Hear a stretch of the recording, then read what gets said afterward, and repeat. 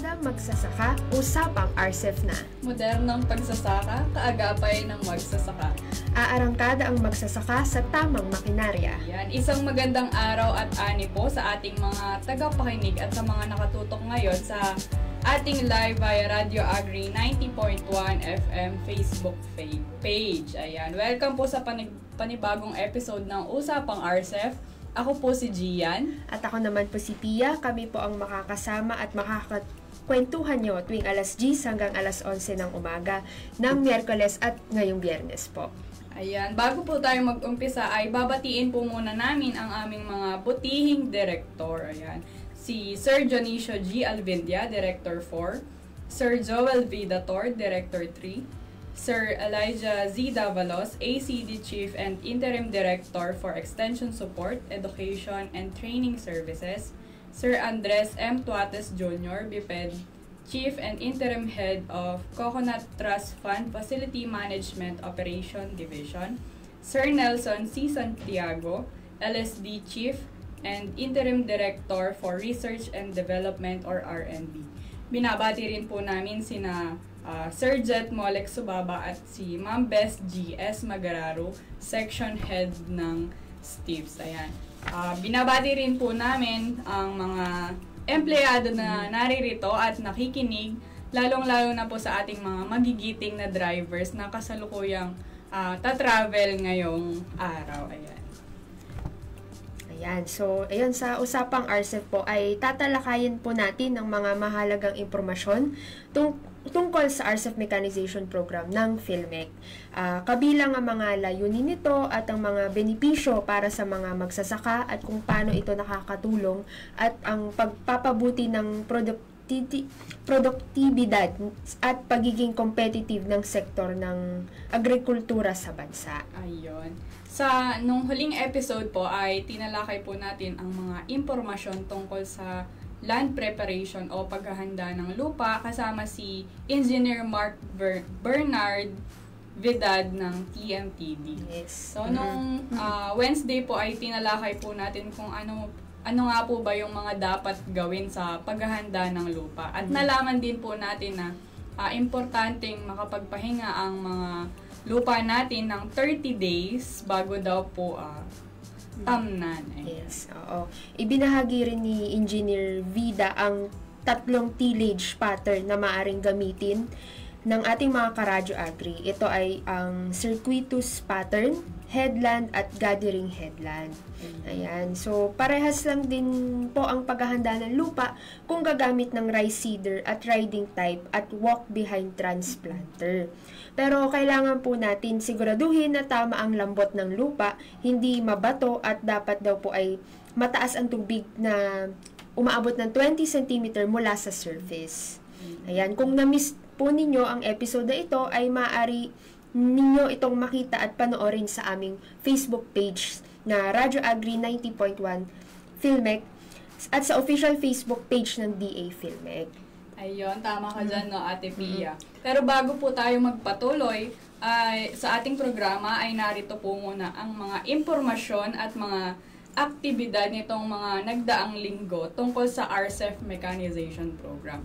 Panoorin po natin at syempre pakinggan ang Balitang RCEF.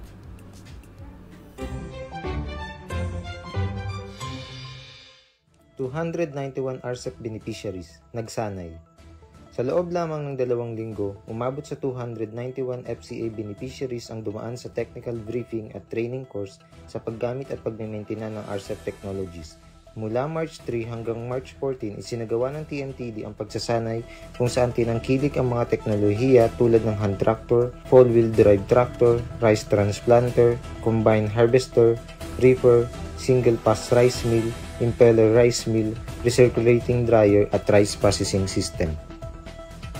PBVM, inspeksyon ang RPS-2 sa Isabela. Inspeksyon ni Pangulong Ferdinand R. Marcos Jr. ang Rice Processing System o RPS-2 sa Itiaga, Isabela noong March 6. Ang 67.48 milyong pasilidad na pinasinayaan noong November 2024 sa ilalim ng RCEF Mechanization Program. Sa tulong ng mga modernong pasilidad na ito ay inaasahang mababawasan ang gastos sa produksyon at mapapataas ang kalidad ng bigas sa lalawigan.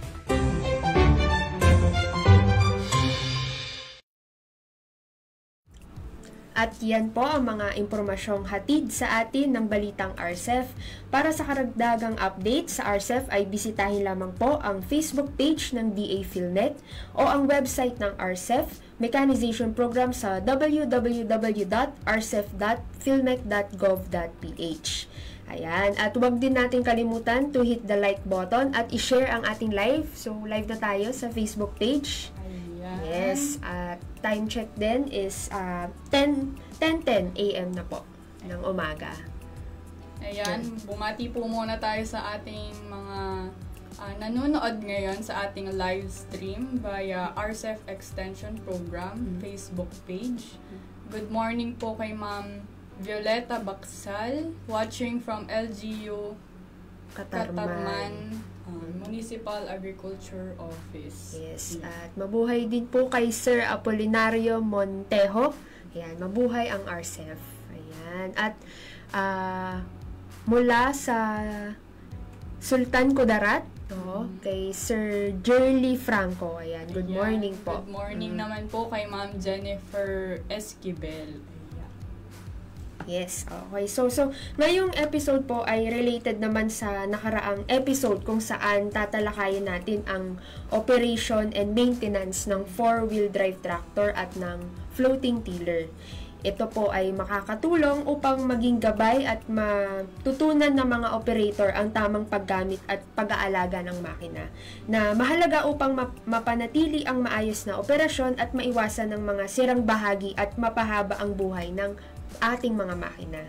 Ayan, sabay-sabay po nating panoorin at pakinggan ang video po ng operation and maintenance ng 4-wheel drive tractor at ng floating tiller.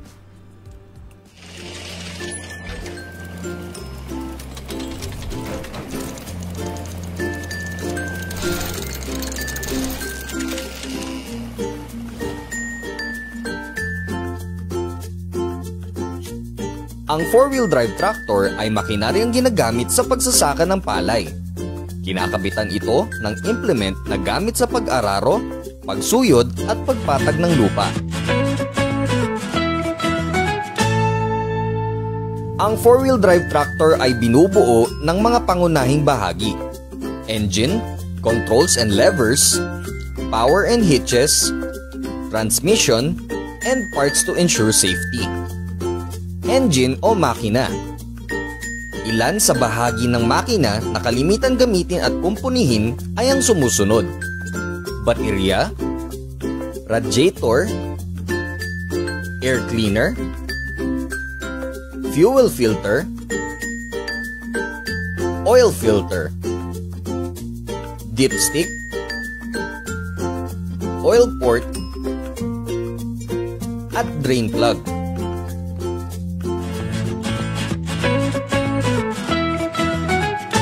Ilan sa bahagi ng control levers na kalimitan gamitin at kumpunihin ay ang sumusunod: stop o key button, brakes o preno, brake lock, clutch pedal, forward reverse lever, 4-wheel drive lever, high and low lever, hand accelerator lever, foot accelerator, speed selector, steering wheel, hydraulic lever, hydraulic speed regulator knob, differential lock lever, front wheel assist engagement lever. Ilan sa bahagi ng power and hitches na kalimitan gamitin at kumpunihin ay ang sumusunod: 3-point hitch, power takeoff, drawbar link, front wheel assist, differential,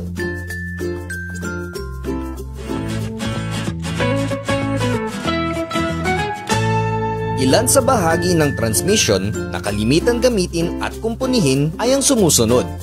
Transmission oil cap, gear oil tank,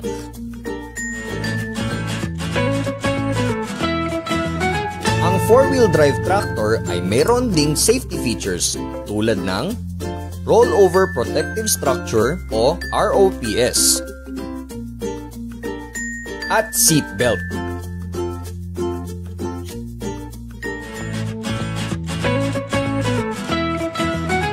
Bago gamitin ang 4-wheel drive tractor, mainam na isaalang-alang ang tinatawag na blow baguettes. Battery. Ang baterya ng tractor ay merong dalawang uri, ang maintenance-free at low maintenance. Sa maintenance-free battery, i-check lamang ang higpit ng terminal bago gamitin ang tractor. Kung low maintenance naman ang baterya, i-check ang level ng tubig. Lights. Suriin ang mga ilaw ng tractor. I-check kung gumagana ang headlights, brake light at signal lights. Oils. I-check kung nasa tamang level ang engine oil at transmission oil gamit ang dipstick. Water. Tingnan kung sapat ang level ng tubig sa radiator. Brakes. Suriin ang preno. I-check kung ito ay kumakapit pa o hindi. Air. Suriin kung flat o tama ang hangin ng mga gulong ng traktor, gasolina o krudo. Siguraduhin sapat ang dami ayon sa operasyon na gagawin sa bukid. Engine. Tingnan kung tama ang speed ng belt at kung may tumatagas na langis sa makina. Tires. I-check kung may butas o may tama ang mga gulong. Siguraduhin hindi manipis ang lodge at mahigpit na nakakabit ang mga tornilyo. Self. Bago gamitin ng traktor, siguraduhin handa at nasa kondisyon ang operator nito. Hindi nakadroga, hindi nakainom, maayos ang kalusugan at pangangatawan at tama ang kasuotan. Mainam rin na may rollover protective structure o ROPS ang 4-wheel drive tractor. Huwag itong tanggalin, putulin o butasin dahil ito at ang seatbelt ay proteksyon ng operator.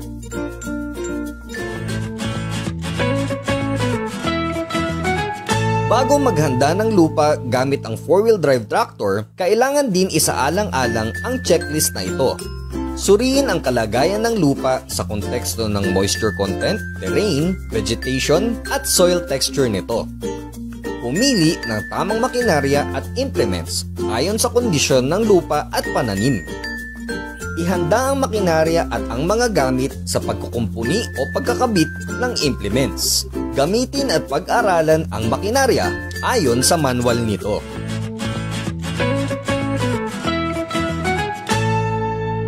Circuitous pattern.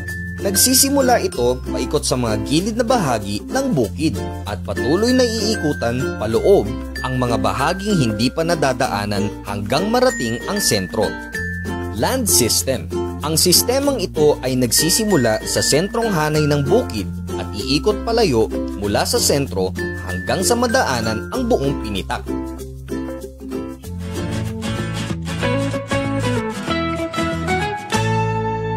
Three-point linkage implement. Sa pagkakabit ng 3-point linkage implement gaya ng rotavator, iposisyon ang traktor. Iparada ito ayon sa posisyon ng implement. Pahintuin ng makina at i-engage ang handbrake. Pagtapatin ang drawbar at hitch point ng implement. Gumamit ng jack stand upang umayon ang taas ng implement sa drawbar ng traktor. Maunang ikabit ang left draft link. Itapat ang left draft link sa hitch point ng implement at i-lock ang hitch pin.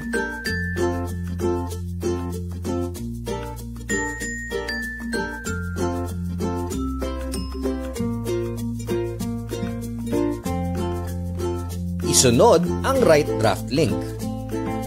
I-adjust ang link at i-lock ang hitch pin.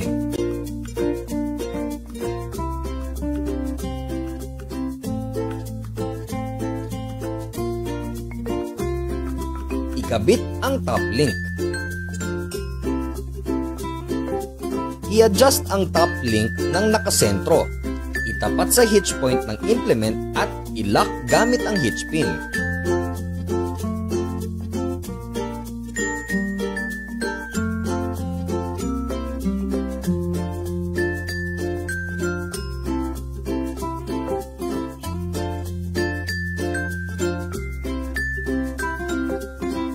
Ikabit ang PTO.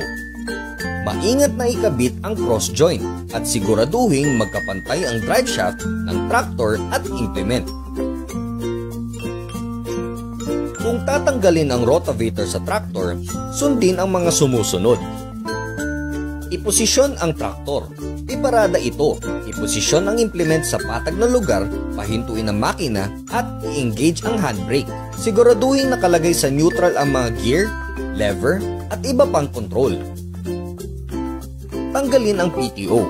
Unang tinatanggal ang drive shaft kung mag-a-unhitch ng implement. I-press ang pin at hatakin ang shaft para matanggal. Tanggalin ang 3-point linkage. Sa pagtatanggal nito, sundin lamang ang kabaliktaran ng mga hakbang ng pagkakabit. Unang tanggalin ang top link, isunod ang right draft link at ihuli ang left draft link. Trailed implement, mga hakbang sa pagkakabit ng trailed implement. I-adjust ang taas ng drawbar. Iposisyon ang implement. Gumamit ng jack at jack stand upang umayon ang level ng implement sa traktor. Iposisyon ang traktor kwadrado sa implement hanggang magtapat ang drawbar holes at hitch point ng implement. Iparada at i-engage ang handbrake. Ilagay ang drawbar pin at i-lock. Siguraduhin na ang gagamitin na drawbar pin ay may lock. Kung tatanggalin ang implement, pahintuin at iparada ang traktor. I-engage ang handbrake. Kung ang implement ay may gulong, lagyan ito ng sagkuan para hindi umikot o gumulong. Tanggalin ang lock ng drawbar pin at tuluyan itong hugutin. Paalala, palaging tiyakin na naka-off ang makina ng traktor kung magkakabit o magtatanggal ng implement. Maupo sa driver o operator seat ng traktor. Isuot ang seatbelt. Ilagay sa neutral ang lahat ng kambyo bago pa andarin ang makina. Sa ibang unit, kailangan tapakan ang clutch para mag-start ang makina. Ilagay ang susi sa ignition. Tapakan ng clutch gamit ang kaliwang paa. Diinan ito hanggang sa umabot sa lapag. Habang nakatapak ang paa sa clutch, pihitin ang susi. Panatilihin ang pagkahigpit ng 5 hanggang 8 segundo bilang preheater. At tuluyan, i-start ang makina. I-engage ang kambyo sa unang gear at unti-unting i-release ang clutch pedal. Ilipat ang kambyo base sa nais na tulin ng takbo ng traktor. Paalala, huwag paandarin ang makina ng traktor kung hindi pa nakaupo sa operator seat ng traktor.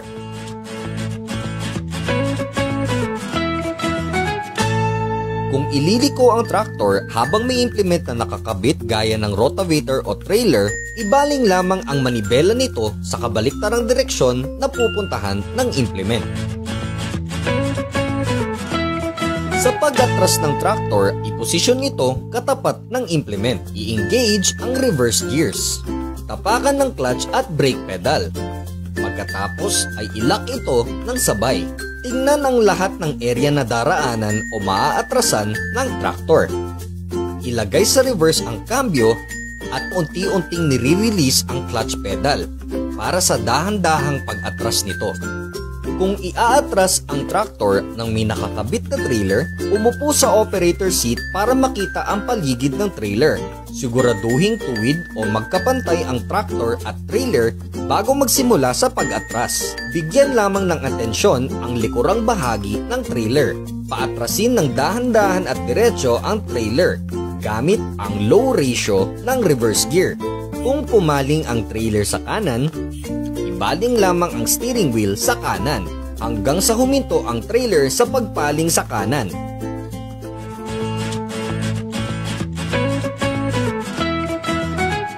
Pumili ng patag na lugar na pagpaparadahan ng traktor. I-disengage ang kambyo at PTO. I-engage ang parking brake at ibaba ang implement. Pahintuin ang makina at tanggalin ang susi. Paalala, kung hindi maiiwasan ang pagparada sa pataas na lupa, siguraduhin may sagko ang mga gulong ng traktor bago ito iwan.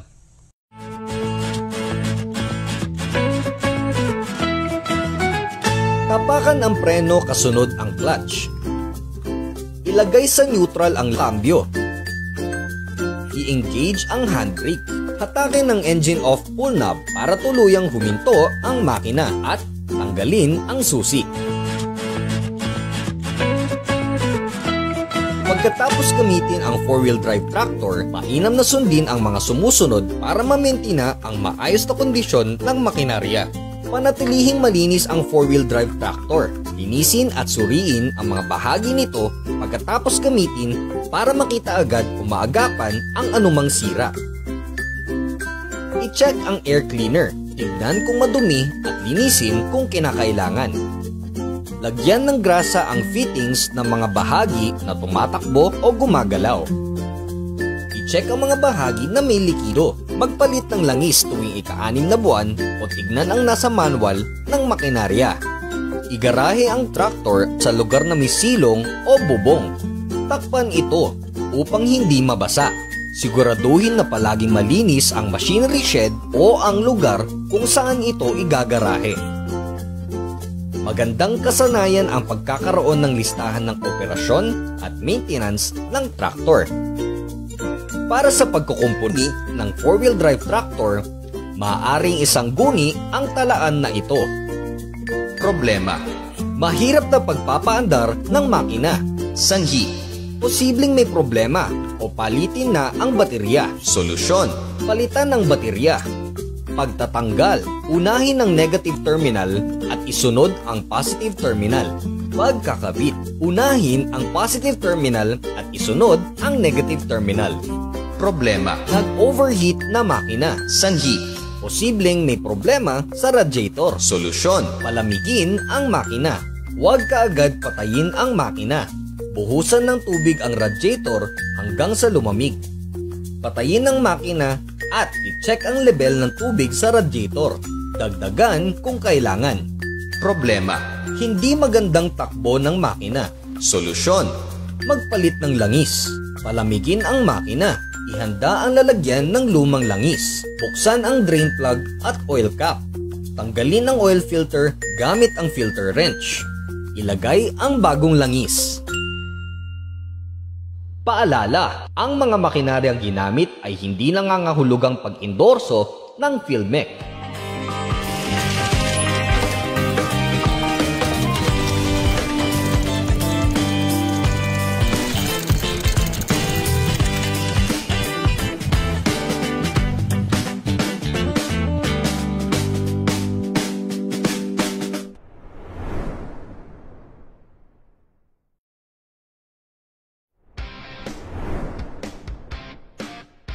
Ang float-assisted tiller mudboat type ay isang makinang pansaka na ginagamit sa paghahanda ng lupang tataniman.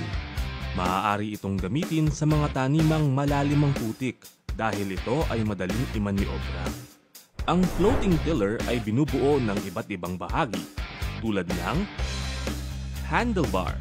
Ito ay ginagamit sa pagmaniobra ng makinarya habang nag-aararo. Rotary tilling wheel. Pinapataas nito ang traction sa lupa upang maiwasan ang pagdulas ng float assist tiller habang nag-aararo. Ito rin ang siyang umaararo ng lupa. Floating mechanism. Ito ang nagpapalutang sa makinarya upang makaiwas sa pagkabalo o paglubog habang nag-aararo. Clutch lever. Ito ay ginagamit sa pag-engage at pag-disengage ng power sa makina papunta sa drive shaft. Throttle lever. Ginagamit ito upang dagdagan o bawasan ang andar ng makinarya. Roller. Ito ay ginagamit upang mas kumapit ang belt sa pulley. Pulley ang nagpapaandar o nagpapaikot sa belt system. Sa engine naman nagmumula ang puwersa upang umandar ang floating tiller. Transmission system. Ito ang bahagi kung saan nililipat ang lakas na nagmumula sa engine upang mapagalaw ang rotary tiller. Engine base. Ito ang nagsisilbing suporta o kapitan ng makina upang masiguradong pantay at hindi gumagalaw. Mga dapat isaalang-alang bago gamitin ang floating tiller. Siguraduhin sapat ang dami ng langis. Nasusukat ito gamit ang dipstick. Suriin ang krudo o gasolina at linisin ang fuel strainer. Magdala ng pasobrang krudo kung kinakailangan. Siguraduhin nasa maayos na kondisyon ang bearing ng mga pulley at oil seal ng upper cap at lower cap. Siguraduhin naka-align ang roller at belt upang hindi kaagad masira ang roller at mapudpod ang belt. Siguraduhin mahigpit ang mga tornilyo sa alignment ng belt at pulley. Tiyakin na nasa maayos na kondisyon ang mga cage wheel ng floating tiller. Hawakan ang mga ito at suriin kung may mga parteng sira. Siguraduhin mahigpit ang tornilyo sa handlebar. Lagyan ng grasa ang mga joint sliding nito gamit ang grease gun upang maging maayos ang andar at maiwasan ang pagkakalawang. Siguraduhin din na mahigpit ang lock ng rotary tilling wheel. At bago mag-operate, siguraduhin nasa maayos na kondisyon ng operator nito. Hindi nakainom, hindi nakadroga, hindi masama ang pakiramdam, nasa tamang kasuotan, at nakafocus sa gawaing pambukid. Mga hakbang sa wastong pag-assemble ng floating tiller. Step 1. Ilagay ang cage wheel ng makinarya. Siguraduhin magkatapat ang magkabilang numero ng cage wheel upang maging pantay ang pagkakakabit at pag-ikot ng gulong nito. Step 2. Ilagay ang engine. Siguraduhin higpitan ang mga tornilyo sa paglalagay sa engine base nito.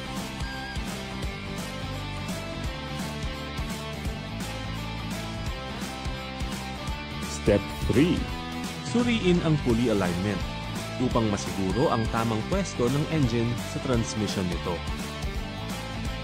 Step 4. Ilagay ang handlebar. Siguraduhin higpitan ang mga tornilyo nito.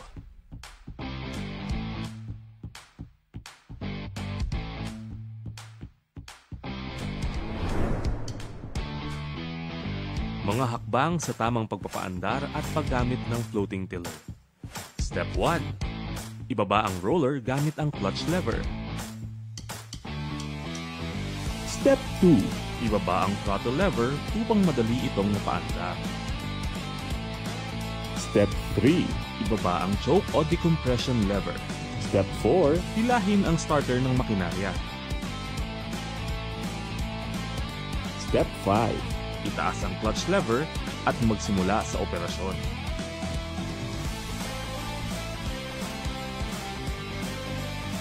Paalala, maaaring patakbuhin ang floating tiller hanggang sa 3 kilometro kada oras.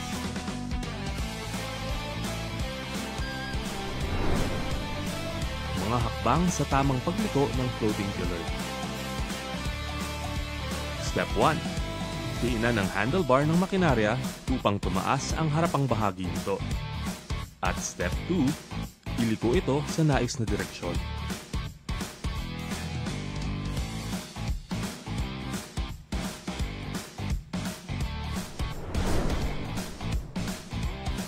Mga hakbang sa tamang pagpapahinto ng floating tiller. Step 1. Ibaba ang clutch lever ng makina. At Step 2. Itaas ang throttle lever upang huminto sa pag-andar ang makina.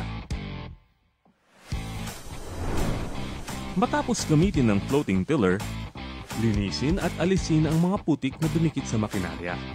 Suriin kung may tagas o nasirang mga bahagi. Siguraduhin palaging mahigpit ang mga tornilyo nito. Palitan ng gear oil kada 4 na buwan o pagkatapos ng anihan upang hindi madaling masira ang makinarya. Lagyan ng langis at grasa gamit ang grease gun sa mga parteng gumagalaw o madaling kapitan ng kalawang. At igarahe ang makinarya sa lugar na may bubong o silong upang maiwasan ang anumang pagkasira. Paalala, tiyakin na naka-off ang makina ng floating tiller kung magkakabit o magpapalit ng mga gamit upang maiwasan ang anumang aksidente. Mga karaniwang problema ng floating tiller. Naputol ang kadena o mabilis masira ang mga bearing? Maaaring maluwag ang mga tornilyo o kaya ay kinakalawang na ang kadena. Higpitan ang mga tornilyo bago gamitin o palitan ang kadena kung sira na.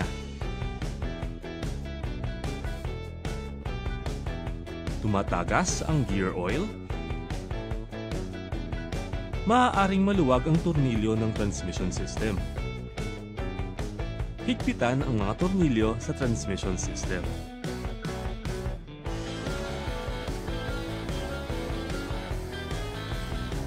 Hindi nakakadurog ng lupa? Maaaring kulang ang andar ng makina.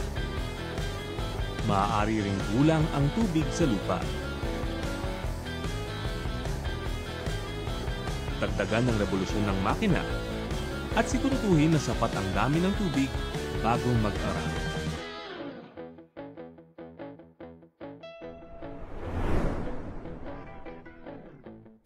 Paalala, ang makinaryang ginamit sa video na ito ay hindi iniendorso ng Filmec.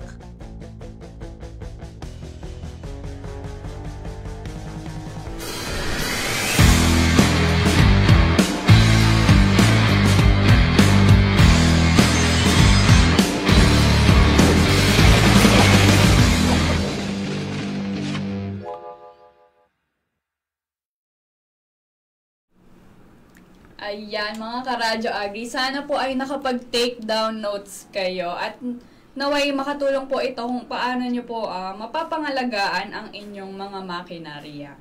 Ayan. Sa mga nagpaplano naman pong magsumite ng application upang maging benepisyaryo ng RCEF Mechanization Program ay narito po ang mga listahan ng Filmec offices by region, kasama na rin po ang mga focal persons na maaari po ninyong i-contact. Yan, sa Luzon A, Region 1 covering Ilocos Norte, Ilocos Sur, La Union at Pangasinan. Pwede po kayo magtungo sa Filmec FMFOD Office, Science City of Muñoz, Nueva Ecija. At pwede nyo pong hanapin si Sir Roland F. Ruiz. Tawagan po siya sa 0951-541-4859. At Region 3 naman po, covering Aurora, Bataan, Bulacan, Nueva Ecija, Pampanga, Tarlac at Zambales. Pwede nyo rin po kami puntahan dito sa Filmec FMFOD Office, Science City of Muñoz, Nueva Ecija. At hanapin po si Ma'am Merlinda T. Ramento, ang ating regional focal. Tawagan po siya sa 0936-137-2292. Para naman po sa Luzon B, Region 2 covering Cagayan, Isabela, Nueva Vizcaya at Quirino, ang ating pong office ay matatagpuan sa Department of Agriculture Regional Field Office 2, San Gabriel, Tuguegarao City, Cagayan. Maaari niyo pong kontakin si Sir Ryan D. Duyag sa 0927-344-7351. Para naman po sa CAR, covering Kalinga and Ifugao, sa Department of Agriculture din po, sa Regional Office 2, San Gabriel, Tuguegarao City, Cagayan. Ang kontakin nyo naman po ay si Miss Laika Jane M. Pascual sa 0905-691-7462. Luzon C naman po, Region 4A covering Quezon City, Laguna, Cavite. Maaari po kayo magtungo sa Agricultural Training Institute sa Diliman, Quezon City, Metro Manila. Pwede nyo pong hanapin si Miss Josephine Valdez at kontakin po sa 0977-822-9420. Region 4B, covering Oriental Mindoro at Occidental Mindoro and Palawan. Pwede po kayo magtungo sa Palawan Research and Experiment Station sa Santa Monica, Puerto Princesa. At hanapin po si Sir Kenneth Calderon sa 0906-841-4917. Region 5, Camarines Sur, Albay, Masbate, and Sorsogon. Pwede po kayo magtungo sa Department of Agriculture Regional Field Office number 5 sa Pili, Camarines Sur. At hanapin po si Sir Joseph Corporal Jr., ang ating regional focal po doon. At pwede pong tawagan sa 0950-984-4402. Para naman po sa Visayas, sa Region 6 covering Aklan, Antique, Capiz, Negros Occidental at Iloilo, maaari po kayong bumisita sa Villar Sipag Farm School, Barangay San Jose, San Miguel, Iloilo, at kontakin po ninyo si Miss Catherine N. Casiano sa 0965-693-0843. Para naman po sa Region 7, Negros Oriental at Bohol, maaari po kayong pumunta sa DA Patco, Barangay Laok, Dumaguete City, Negros Oriental, at inyo pong kontakin si Sir Rojan John P. Flores sa 0961-204-4911. Para naman po sa Region 8 covering Leyte, Southern Leyte, Samar at Biliran, maaari po kayong pumunta sa PRTMDC, AES Compound, Barangay Balinsasayaw, Abuyog, Leyte, at hanapin po ninyo si Sir Keenan Jake G. Tenedero o kontakin po ninyo siya sa 0935-810-5453. Ayan. At sa Mindanao A naman po, Region 9, Zamboanga Sibugay at Zamboanga del Sur. Pwede po kayo magtungo sa DARFO 9 sa Linienza, Pagadian City, at kontakin nyo po si Miss Aisiel D. Sulampid sa 0997-761-6579. Region 10 naman po, covering Bukidnon, Lanao del Norte, Agusan del Sur at Surigao del Sur. Pwede po kayo magtungo sa DANMAC LRC sa Dalwangan, Malaybalay City, Bukidnon. At pwede nyo pong kontakin si Sir John Ray B. Riaban sa 0931-818-0358. Region 13, covering Agusan del Norte at del Sur at Surigao del Sur. Pwede po kayo magtungo sa DA Caraga, PEED MO Building sa capital site po ng Butuan City. At pwede nyo pong hanapin at kontakin si Miss Jingle Paloma sa 0938-321-1477. Para naman po sa Mindanao B, Region 11, covering Davao del Norte, Davao de Oro, Davao Oriental at Davao del Sur, maaari po kayong pumunta sa DANMAC LRC sa Dalwangan, Malaybalay City, Bukidnon, at hanapin nyo po si Miss Hazel Buenavista or maaari nyo po siyang kontakin sa 0919-799-2413. Para naman po sa Region 12, sa North Cotabato, Sarangani, South Cotabato at Sultan Kudarat, ang ating pong PhilMec office ay matatagpuan sa PhilMec 12 Office, DARFO 12, Regional Center, Carpenter Hill, Coronadal City. At maaari nyo pong kontakin si Sir John Ryan Modio sa 0956-724-1821. Para naman po sa BARM covering Maguindanao del Sur, Maguindanao del Norte, at Lanao del Sur, ang office po natin ay matatagpuan sa Office of the Engineering Division, Mafar BARM, Bangsamoro Government Center, Cotabato City, at hanapin po natin si Sir Khalid Sanggakala or kontakin po natin siya sa 0930-346-8740. Ayan.